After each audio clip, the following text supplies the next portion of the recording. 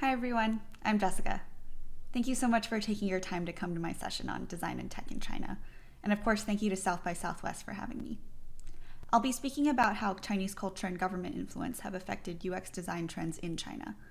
We'll take a look at how apps break Western design conventions and how Chinese users interact with brands within these apps.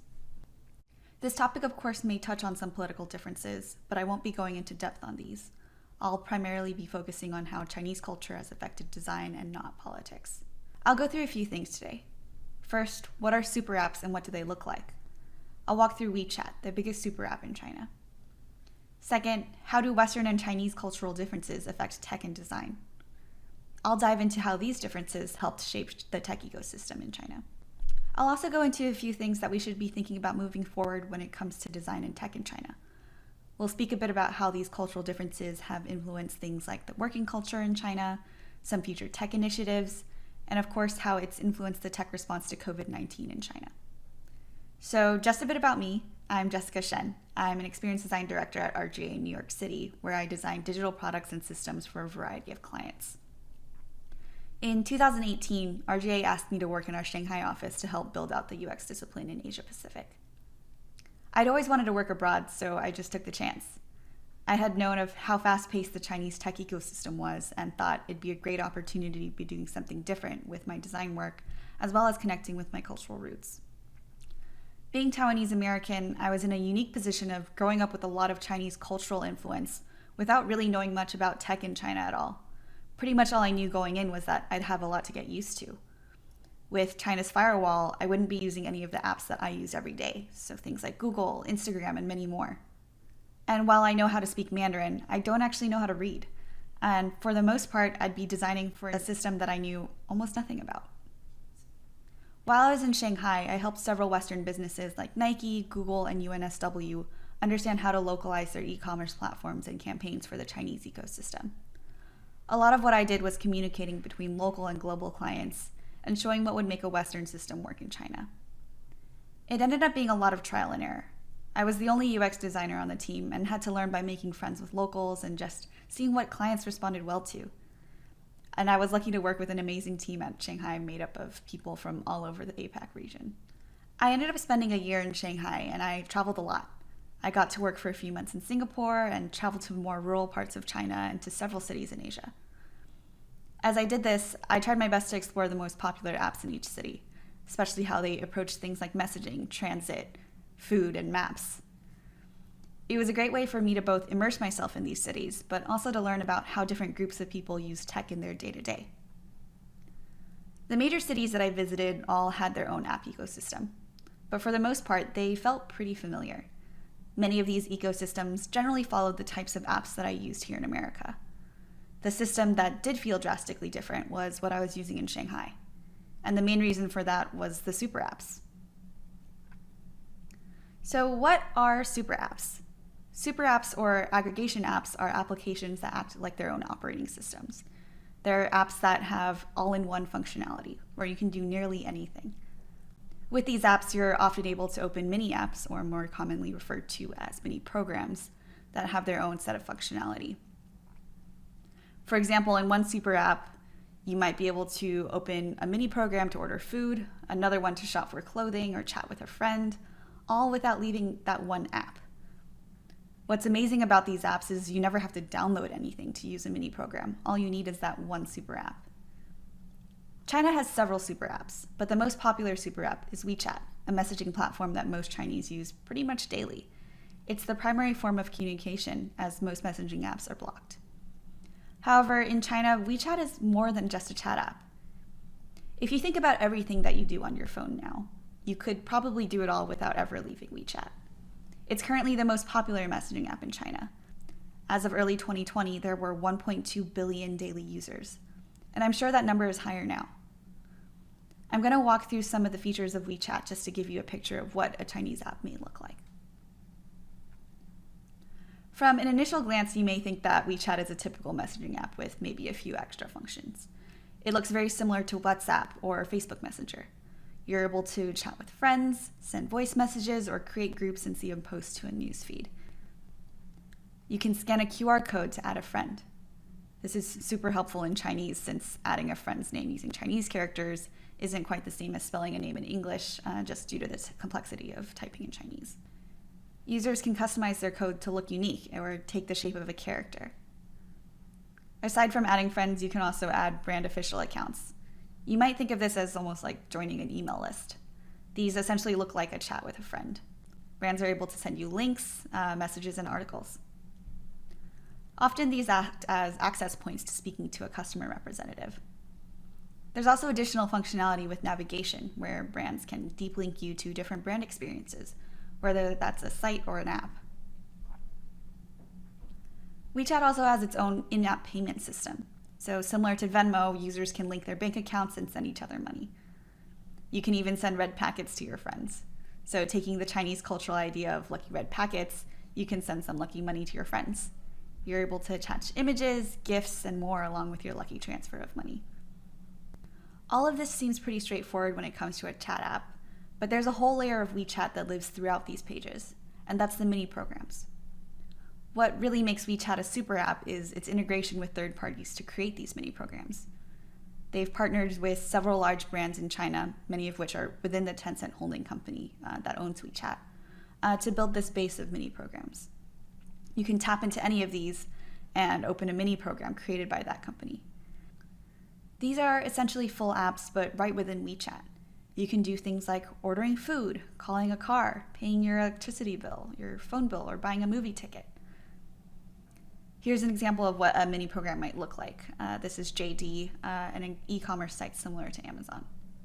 And it's not just those third parties that can make mini programs in Wechat.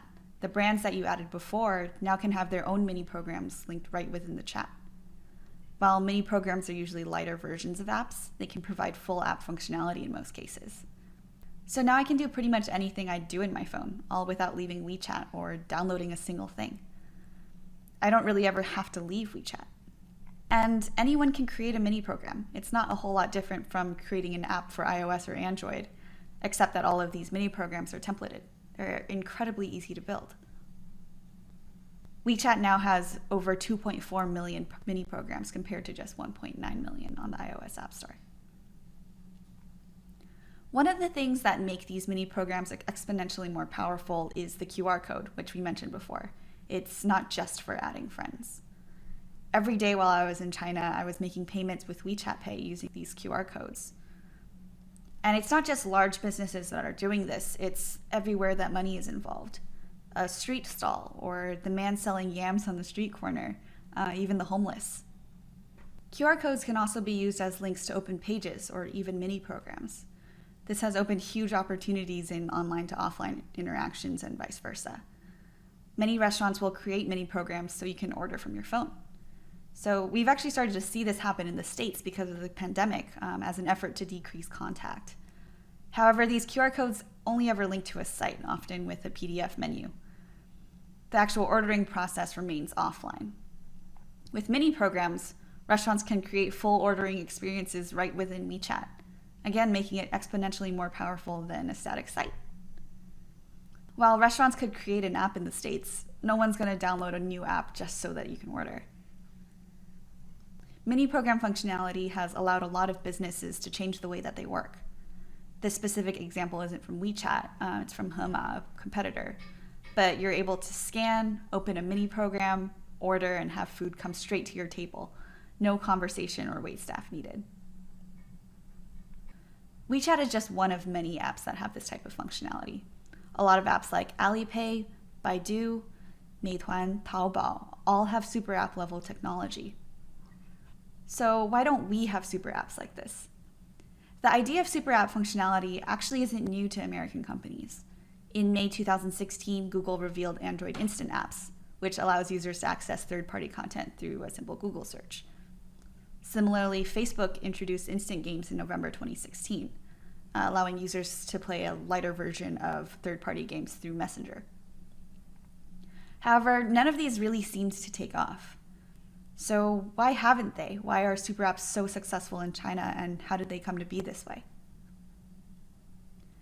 To first understand how super apps began, we have to take a look at the tech environment in China compared to the Western tech environment. A key differentiator is the Great Firewall. In China, the government has censored most of the internet with its firewall. China's made it illegal to use many apps and sites that most of the world uses daily.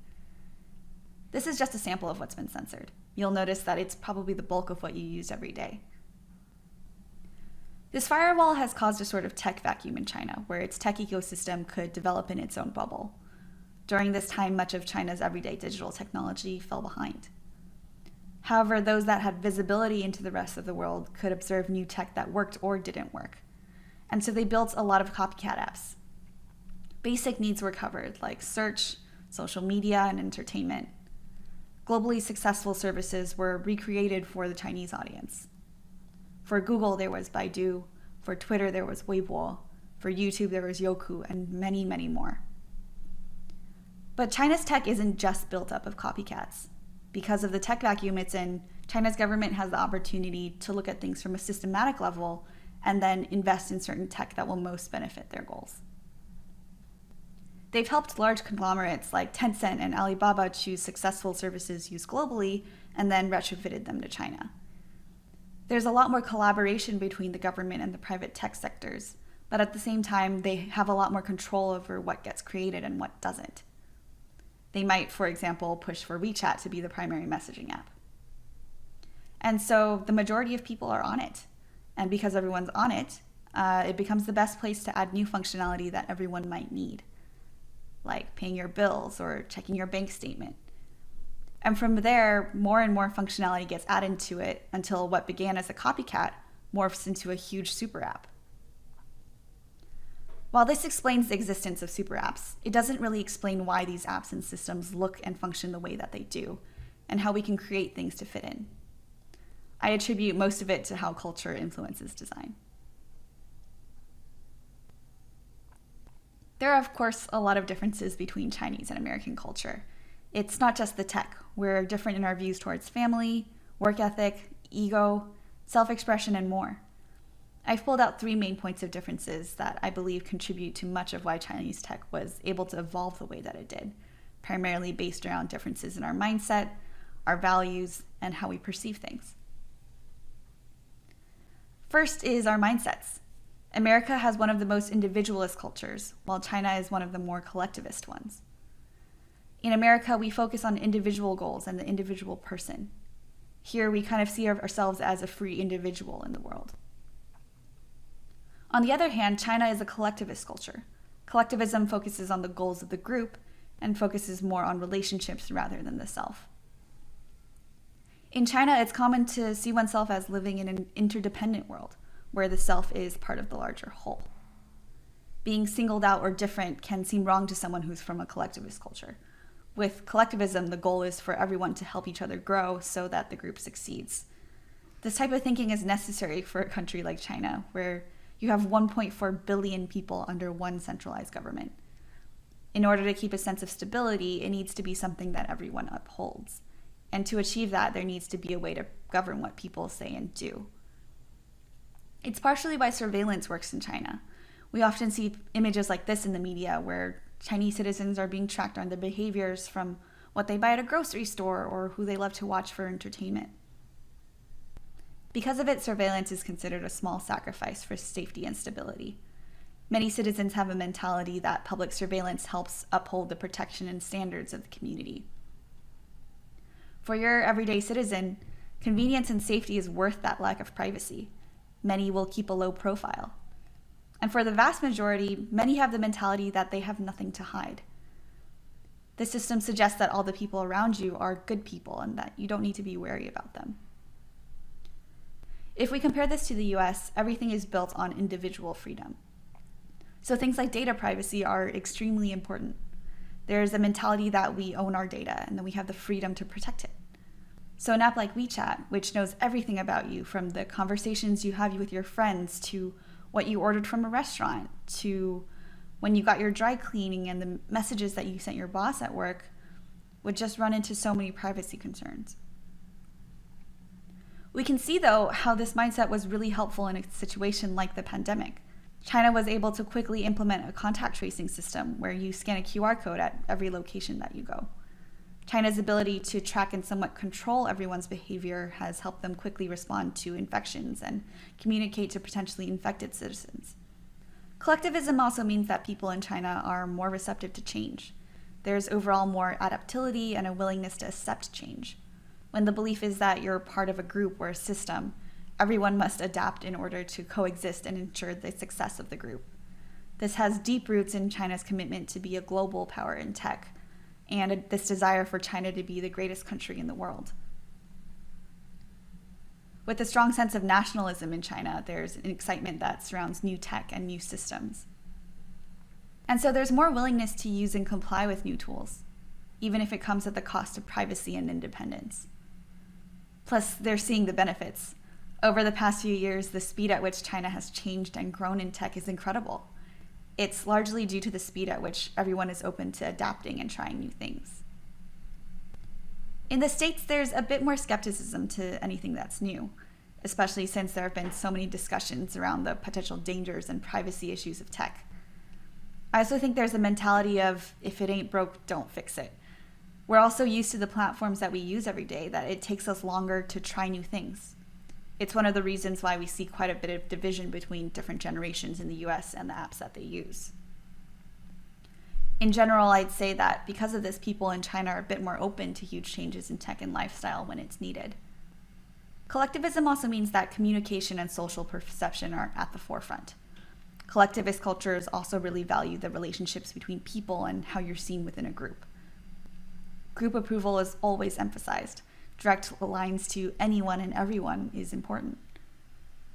While this may not seem like something very different from the mindset in the States, I think this is actually what's most relevant to designers in terms of how brands exist online. In some ways, because of collectivism, brands and tech are brought down to your level, and brands can feel more like a friend and less of this larger entity. We can see this in how brands live in a chat app. Brands interact with users through a more social means. On Wechat, brands can communicate with you directly. It feels like you have the personal phone number of Nike or Chanel right in the app. So a lot of brands will use things like characters to add as brand personalities to strengthen this relationship and tie the brand to a person. It's a similar case on e-commerce apps. You always have a direct line to customer service. Take a look at Taobao, one of the largest e-commerce apps. The closest parallel is probably an Amazon or an eBay. There's a huge emphasis on chat. Part of this is because Taobao was designed as a platform for merchants to connect with users instead of being built as a platform for users to purchase items. So in a sense, merchants and purchasers are brought to the same level. Service really goes above and beyond in apps like Taobao. While Taobao is an e-commerce app, the conversations that happen on Taobao are, again, like talking to a friend. This is an example that went viral of a kid talking to a customer service agent while he's in class and asking for help on a math question. KOLs, or key opinion leaders, are a huge part of the ways that brands interact with users. It's all about building a one-to-one relationship with consumers. Live streams where you can talk to a KOL are extremely popular. There's also less of a stigma when it comes to sharing and interacting with brands. Brands are always creating different selfie filters or shareable items because brands are treated almost like friends. Sharing branded content is more of a reflection of what you enjoy rather than a label or some kind of promotion like it might be seen here in the States. Here, there seems to be a bit more cynicism when it comes to brands in America.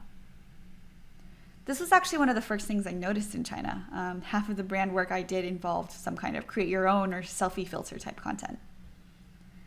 Since customers are the same level as brands, advertising through them is much easier. So when it comes to collectivist thinking, there's a lot that affects tech. But while things like views towards surveillance and the willingness to change are huge drivers of tech, it's more relevant to the reasons things like super apps are so widely accepted. For designers or business owners who are looking to build something in China, what's important to keep in mind is customer service and digital brand presence. It's all about group approval, high degrees of communication, and social context. So let's talk about our values when it comes to tech. One moment I remember very clearly while working in Shanghai was a moment from a workshop Wechat held at RGA. A quote that stuck out to me was, "America wins in research and technology, but China wins in implementation." In America, we really value research and knowledge. And in China, we really value application and implementation. This isn't to say that Americans don't value implementation or that China doesn't value knowledge, but that the priority is a little bit different. In the States, there's a priority given to investigation and discovery of new tech, often with the intent to push the limits of a concept. In China, the priority is given to reaching a functional goal or using tech for specific implementation or practical intention. If you think about this in terms of individualist and collectivist thinking, this actually makes a lot of sense. With individualist thinking, there's an inherent curiosity to go and find and discover new knowledge or new ideas. With collectivist thinking, it's how we take that information and use it to better the group and give it a practical usage. This really aligns with how China approached implementing tech after its firewall. They were able to see the technology that was happening in the West and take it and essentially leapfrog over the implementation in the US. This, of course, is changing a lot, since now China is funneling funding towards research of new tech, really for the sake of implementation or some kind of application. It's easy to see how above and beyond China has gone to make things like delivery as seamless and as fast as possible. If you're ever in Shanghai, you'll see hundreds of meal delivery mopeds just zipping around. And sometimes even things like this. To make delivery as fast as possible, people will go to pretty extreme measures. A lot of these things are really furthered by the cheap cost of labor as well as the common mixing of high and low tech in China.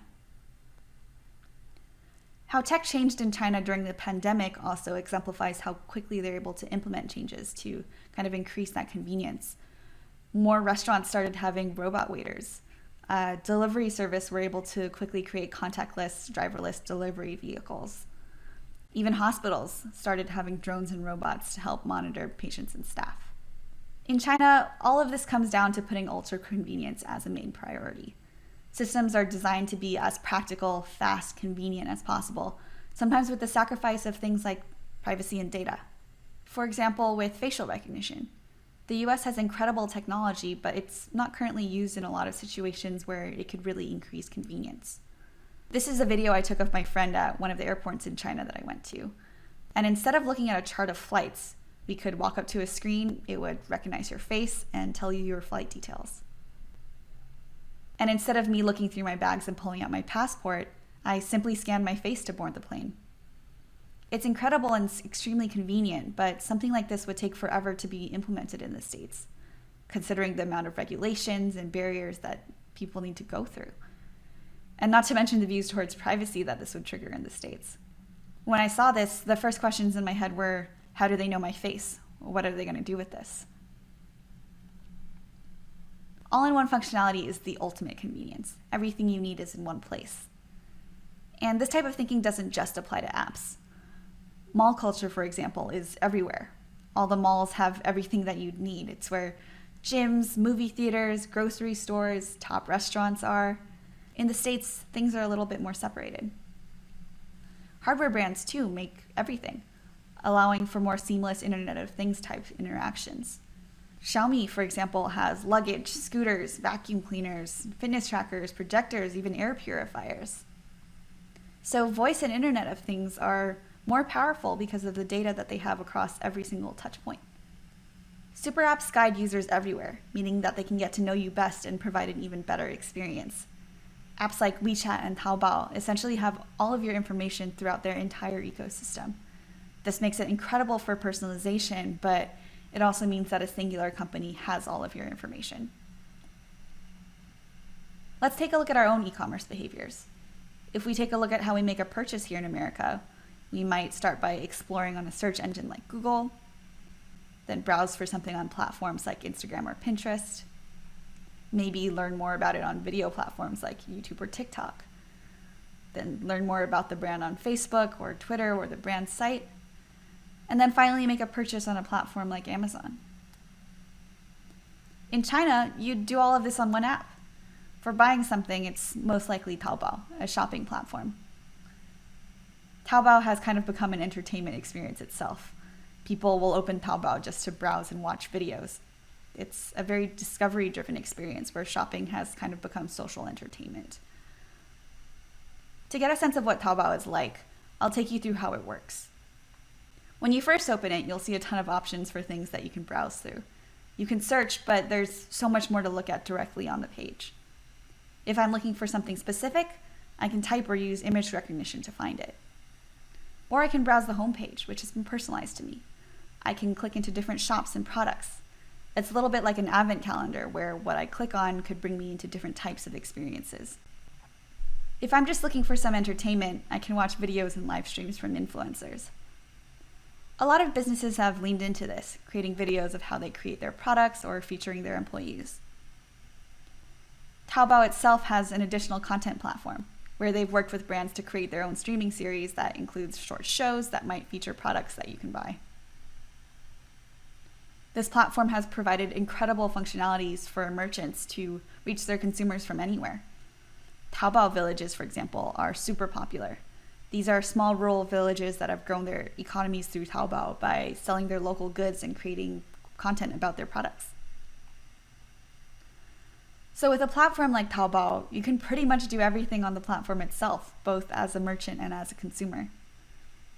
What's especially powerful, though, comes after you've made a purchase and we get into cross-selling and upselling. Because every part of that e-commerce journey happens in one app, a platform like Taobao can give you better recommendations than any other platform. In the US, each of these apps have some sense of what you want, but none have the full picture. And even in these smaller chunks, we're already running into privacy issues. One thing to note, though, with all these all-in-one super apps is the circumstances in which they were made. In the US, we already have apps that are the best in each of these aspects of e-commerce. It would be difficult for us to shift even if any of these apps had all-in-one functionality like Taobao. Apps like Instagram and Amazon are starting to have functionality like this, but they'll never be the full one-stop shop that Taobao is, simply because we already have a precedent in our mind about what each of these apps are and what they're meant to do. It's potentially too late for there to be a super app here. And so in the States, when you're building something, it's the norm to build it from scratch. In China, consider building it to fit an existing system like Wechat or Taobao. The infrastructure and the audience is already there. There is less of a need to build from the ground up. If anything, that makes it a little harder to succeed. The third and last cultural difference I'll go into is how we see the world. America is considered a low context culture, while China is considered a very high context culture. What that means is that Americans tend to look at objects and isolate them from their context. This even applies to language. English is very explicit and direct. High context refers to focusing on an object within its context. Communication tends to be more implicit and roundabout and include more nonverbal cues. You often can't understand the subject of a sentence without hearing the full thing. I found it really interesting to see how this has affected UI design. I'll show a couple examples of sites in the US and China from the same companies. If you look at McDonald's, for example, the American site is very simple. There's one main thing to look at. The Chinese site, on the other hand, doesn't seem to have a lot of hierarchy. You see a bunch of deals and options, a link to open it on Wechat. It's a little bit all over the place. In fact, Chinese design is often criticized by Western designers for how visually cluttered and chaotic it is. You'll see a lot of sites like this, where information is crammed in. Global companies in China often live somewhere in the middle, kind of like this. This is Pizza Hut. Again, the US site has a very clear hierarchy. This, not so much. These sites aren't a whole lot different than the way sites were designed in the early 2000s of the free internet. However, these sites have stayed pretty much the same in China. Some have even gotten more cluttered. But that doesn't mean that it's bad design. Instead, it really comes down to high information density. It's about wanting to have as much information in front of you as possible. There are several potential reasons for this. One is that Chinese users have simply adapted and gotten used to it. Some people argue that it's because the Chinese language is more dense and people are used to seeing really dense information. But I think the biggest contributor is actually high and low context and how we view the subject of a page. There was a study done on Google's homepage that was pretty interesting. It mentioned that in various lab studies done for tracking eye movement on Google.com, American Google users typically went straight for the search box, whereas Chinese users typically skipped around the entire website as if looking for little surprises and visual information. American design really prioritizes a simple, structured experience. This is pretty clearly seen with app architecture and ways that we access things within an app. If we want to go from step A to step B, we'd rather have a clean experience that takes us through a few steps that might ask us questions or help us filter and get us where we want to get. We kind of expect our apps to guide us somewhere step by step. Chinese design prioritizes a more upfront, direct experience. Users would rather have all the options shown up front, even if it means a more crowded page. They'd rather know all the things that they can do. Quantity and clutter, in fact, is indicative of a richer experience and more functionality, not necessarily clutter. In general, there's more browsing and this kind of sense of discovery-driven chaos.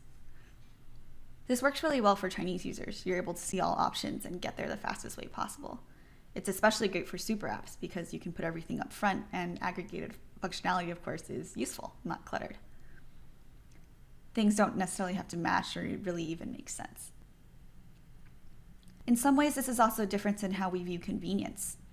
In the US, we want less mental load so we can focus on a subject one step at a time. It's convenient because we don't have to look at so many things.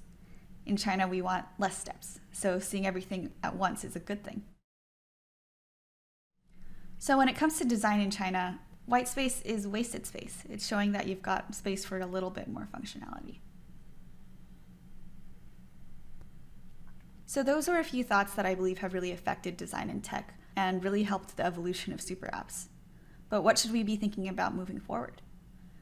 Over the past few years, China has grown and advanced its tech ecosystems extremely quickly. While it's still catching up in some ways, it's also surpassed Western tech in many others. As China becomes more open with its tech, and as more conversations happen between both of our tech worlds, there's a lot of potential for us to learn from China and vice versa. Because China is in a stage where they're building quickly and trying different platforms and systems, UX as a discipline is still a relatively new concept. While the apps and sites I showed earlier today have been designed, the idea of a product designer or designers focused on UX is relatively new. I expect this to change as more designers, both international and domestic, start to work at Chinese tech companies. Western companies are increasingly looking to tech in China for inspiration. The copycats have started to be copied. Apps like Amazon have started things like Amazon Live, where you can watch live streams about products, or shoppable images on Instagram or YouTube shopping. Our entertainment and e-commerce worlds are coming closer and closer together. Apps like TikTok have quickly become part of our ecosystems. As more Chinese apps start to go global, I'm super curious about how they'll adjust their designs to fit the Western audience. The Chinese government continues to drive tech innovation.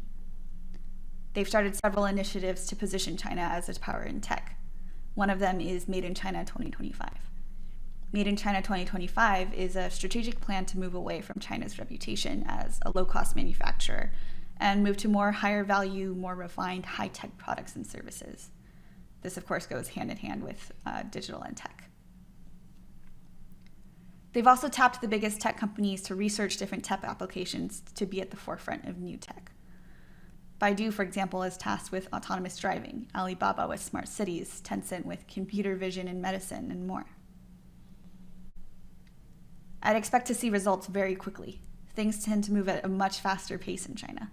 The mentality of building and growing quickly is a huge part of why China's tech has been able to grow as quickly as it did. And it's only getting faster with the government's prioritization of tech. When I was working there, the term China speed was always thrown around. It meant taking an idea and pushing it to implementation as quickly as possible. A lot of times this meant cutting out parts of the process, like testing. In cases like this, we just didn't bother testing. We built it, saw if it worked. China is so big that it makes sense. If it doesn't work, we can just remove it, try something new without making a huge impact. It's a way to iterate and build at the same time. Another thing to note is China's work ethic. There's even this unspoken 996 work schedule. This means 9 a.m. to 9 p.m., 6 days a week. This is extremely common in tech companies in big cities, and it means a lot of work gets done over a short period of time. Over the past year, we've really seen China speed and 996, and probably even later, at work. With China's response to the coronavirus, things have changed quickly and at a huge scale.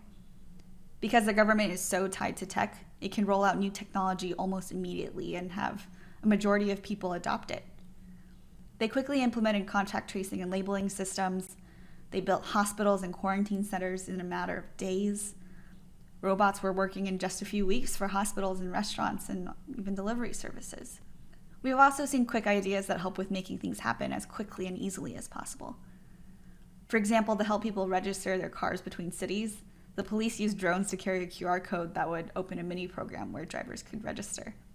With a country as large as China growing as quickly as it has in the tech sector, we can expect to see a lot of initiatives and advancements over the next few years and months. As our technology and their technology starts to take more and learn from each other, I'm excited to see how the future of design and technology evolves for our different cultures. Thank you for listening. I hope this provided some context behind the cultural factors that help shape the unique design systems of tech in China. If you have any questions or are interested in chatting, feel free to reach out to me through email, LinkedIn, or through my website at jessicashen.com. Thank you.